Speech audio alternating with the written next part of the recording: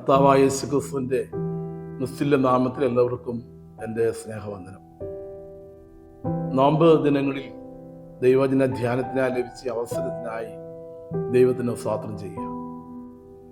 നോമ്പ് കാലത്തിന്റെ അവസാന നാളിലേക്കാണ് നാം കടന്നു വരിക്കുന്നത്. നോമ്പ് എന്നത് വെറും ഭക്ഷണം വിട്ടു നിൽക്കുന്നതല്ല, അത് ഹൃദയം ദൈവത്തോട് ചേർന്ന് ഒരു ആത്മീയ യാത്രയാണ്. ഇന്നത്തെ ധ്യാനത്തിനായി തിരഞ്ഞെടുത്തിരിക്കുന്ന വേദഭാഗം അപ്പോസ്തലപ്രവൃത്തി പുസ്തകം 9-ാം അധ്യായത്തിന്റെ 10 മുതൽ 22 വരെയുള്ള ഭാഗമാണ്. 29-ാം അധ്യായത്തിന്റെ 22-ാമത്തെ വാക്യം ഒരു വാക്യമായി നമുക്ക് വായിക്കാം. ശൗലോ മേൽക്കുമേൽ ശക്തി പ്രാപിച്ചു. ശൗലിന്റെ ചരിത്രം പഠിക്കുമ്പോൾ യഹൂദ കുടുംബത്തിൽ ജനിച്ച് ബെന്യാം ഗോത്രത്തിൽ റോമാ പൗരത്വം ഉള്ളവനായിരുന്നു. ഗമാലിൽ എന്ന പ്രസിദ്ധ ഗുരുവിന്റെ കീഴിൽ പഠിച്ച് ന്യായപ്രമാണത്തിന്റെ വിദഗ്ധനായി മാറി. സഭയെ നശിപ്പിക്കുവാൻ ശ്രമിച്ചവൻ പിന്നീട് സഭയെ പണിതെടുക്കുകയാണ് ചെയ്തത്. ക്രിസ്ത്യാനികളെ പീഡിപ്പിച്ചവൻ പിന്നീട് ക്രിസ്തുവിന് വേണ്ടി പീഡനം സഹിച്ചവനായി മാറുകയാണ്.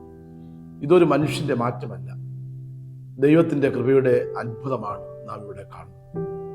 അപ്പോസ്തലപ്രവൃത്തി 9-ാം അധ്യായം 1 മുതൽ 9 വരെയുള്ള ഭാഗം നാം വായിക്കുമ്പോൾ ക്രൈസ്തവ വിശ്വാസ സമൂഹത്തിൽ നിന്ന് വ്യക്തികളെ തകർക്കുവാനായിട്ട് ദമസ്കസിന്റെ പടിവാതിലേക്ക് എത്തുകയാണ്. അവിടെ വെച്ച് യേശു കർത്താവ് അവനെ സന്ദർശിക്കുകയും പെട്ടെന്ന് ആകാശത്തിൽ നിന്നൊരു മിന്നൽ അവന്റെ ശിരസിൽ വീഴുകയും നിലത്തേക്ക് വീണ് കണ്ണിന്റെ കാഴ്ച നഷ്ടപ്പെട്ടവനായി മൗനം പാലിച്ചു മാറി. എന്നാൽ അവിടെ വെച്ച് കർത്താവിന്റെ സന്ദർശനത്തിന് ശേഷം അനനിയാസിലൂടെ യൂദായുടെ ഭവനത്തിൽ വെച്ച് അവന് വിടുതൽ ലഭിക്കുകയും ഞാൻ ക്രിസ്തുവിന്റെ സാക്ഷിയായി മുമ്പോട്ട് ജീവിക്കാനുള്ള തീരുമാനം എടുക്കുകയും ചെയ്യുകയാണ്. അവിടെയാണ് ഈ വാക്യത്തിന്റെ പ്രസക്തി. ശൗലോ മേൽക്കുമേൽ ശക്തി പ്രാപിച്ചു. ശൗലോ മേൽക്കുമേൽ ശക്തി പ്രാപിച്ചു എന്ന് നാം പറയുമ്പോൾ എങ്ങനെയാണ് ശക്തി പ്രാപിക്കുവാൻ കഴിഞ്ഞത്? ഈ 9-ാം അധ്യായത്തിന്റെ 10 മുതൽ 22 വരെയുള്ള വാക്യങ്ങൾ വായിക്കുന്ന വേദഭാഗങ്ങളിൽ വ്യക്തമായിട്ട് 3 കാര്യങ്ങൾ അവിടെ എടുത്തു പറയുന്നുണ്ട്. 9-ാം അധ്യായം 11-ാമത്തെ വാക്യത്തിൽ വായിക്കുമ്പോൾ അവൻ പ്രാർത്ഥിക്കുന്നവനായിരുന്നു. പ്രാർത്ഥന ശക്തിയുടെ ഉറവിടമാണ്. ദമസ്കോസിൽ പോകുന്നത് മനുഷ്യ ശക്തിയിലായിരുന്നു. അവിടെ വെച്ച് അവന്റെ കാഴ്ച നഷ്ടപ്പെടുന്നു, അവന്റെ ശബ്ദം നിലച്ചു പോകുന്നു. തുടർന്ന് മുമ്പോട്ടുള്ള ശക്തി എന്ന് പറയുന്നത് മാനുഷ്യ ശക്തി അല്ല, പൗലോസിന്റെ പ്രാർത്ഥനയുടെ ശക്തിയാണ് എന്ന് മനസ്സിലാകും.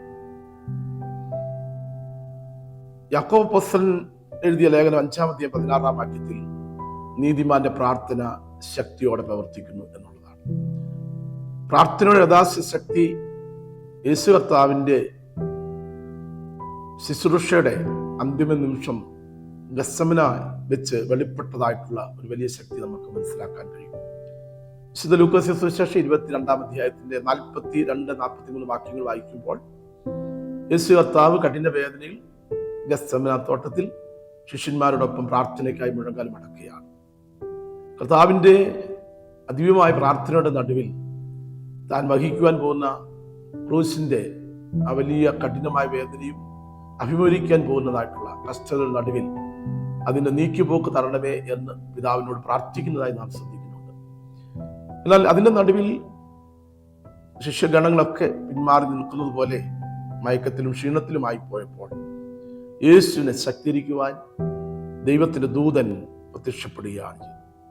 ഇവിടെ നാം ശ്രമിക്കുമ്പോൾ ഈ പ്രാർത്ഥനയുടെ ശക്തി ഗത്സമനയിൽ പ്രാർത്ഥിച്ച യേശു ഗോൽഗോഥയിൽ ജയിച്ച് ജയത്തിന്റെ അനുഗ്രഹിക്കപ്പെട്ട നിലയിലേക്ക് ഉയർത്തപ്പെട്ടു എന്ന് കാണുകയാണ്.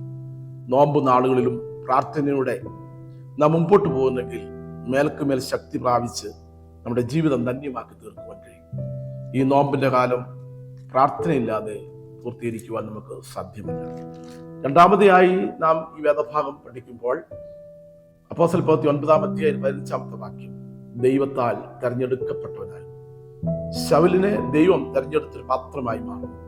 ദൈവത്തിന്റെ തെരഞ്ഞെടുപ്പ് ശക്തിയുടെ അടിസ്ഥാനത്തിന് കാരണമായി മാറുകയാണ്.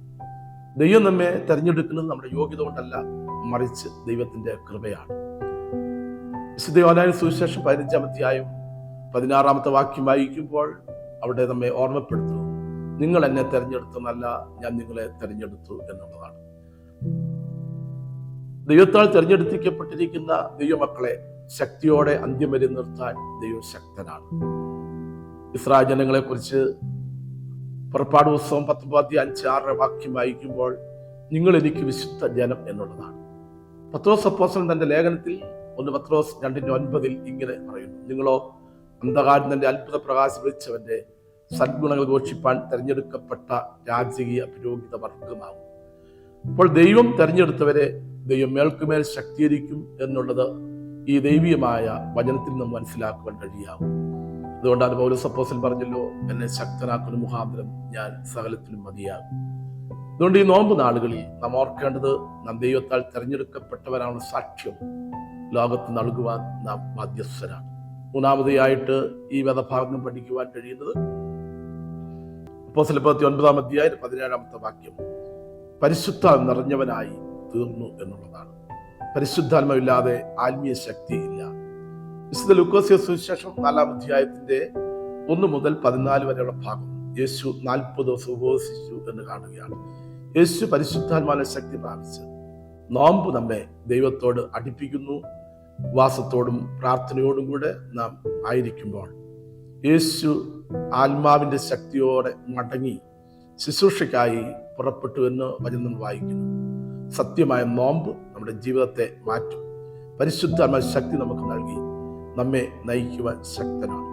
അതുകൊണ്ട് യേശു കർത്താവ് തന്റെ അന്ത്യവാക്കെന്ന നിലയിൽ ശിഷ്യഗണങ്ങളോട് പറഞ്ഞു, ഞാനോ ലോകാവസാനത്തെ എല്ലാ നാളും നിങ്ങളോട് കൂടിയിരിക്കും. നിങ്ങൾ പരിശുദ്ധാത്മാവ് ലഭിച്ചിട്ട് ലോകത്തിന്റെ അറ്റത്തോളം പോയി എൻ്റെ സാക്ഷികളാണ്.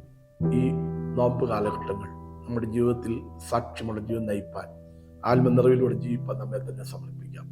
അതുകൊണ്ട് മേൽക്കുമേൽ ശക്തി പ്രാപിക്കുവാൻ കഴിയണമെങ്കിൽ പ്രാർത്ഥനാ ജീവിതമുള്ള നമ്മുടെ ജീവിതത്തിൽ ദൈവത്താൽ തെരഞ്ഞെടുക്കപ്പെട്ടിരിക്കുന്ന എന്നൊരു ബോധ്യത്തോടുകൂടി നാം ജീവിക്കുമ്പോൾ, പരിശുദ്ധാത്മാവിന്റെ നിറവിലൂടെ നമ്മുടെ ജീവിതത്തെ ദൈവങ്ങളിൽ സമർപ്പിക്കുമ്പോൾ മേൽക്കുമേൽ ശക്തി പ്രാപിച്ച് ഭൂമിയുടെ അറ്റത്തോളം പോയി സാക്ഷികളാകുവാൻ നമുക്കിടയാകും എന്നുള്ളത് ഈ നോമ്പ് ചിന്തകളിലൂടെ നമ്മെ തന്നെ സമർപ്പിക്കാം. അതുകൊണ്ട് നോമ്പ് നമ്മൾ എടുക്കേണ്ടതായ തീരുമാനം ഇതാണ്. ഒന്ന്, ഞാൻ പ്രാർത്ഥനയുള്ള ജീവിതം നയിക്കും.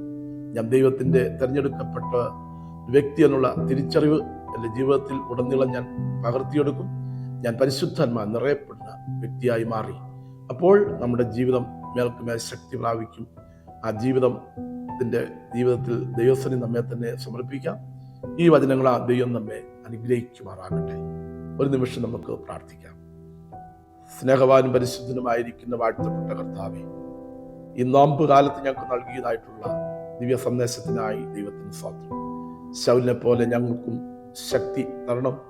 പ്രാർത്ഥനയിൽ സ്ഥിരതയോടെ ആയിരിക്കാനുള്ള ശക്തി ഞങ്ങൾക്ക് നൽകണം. പരിശുദ്ധം നിറയപ്പെടുവാൻ ഞങ്ങളെ കഴിഞ്ഞു. അങ്ങയുടെ സാക്ഷികളായി തീരുവാൻ യേശുവിന്റെ നാമത്തിൽ ഞങ്ങളുടെ പ്രാർത്ഥന ദയോടെ കേൾക്കുമാറാകണമേ.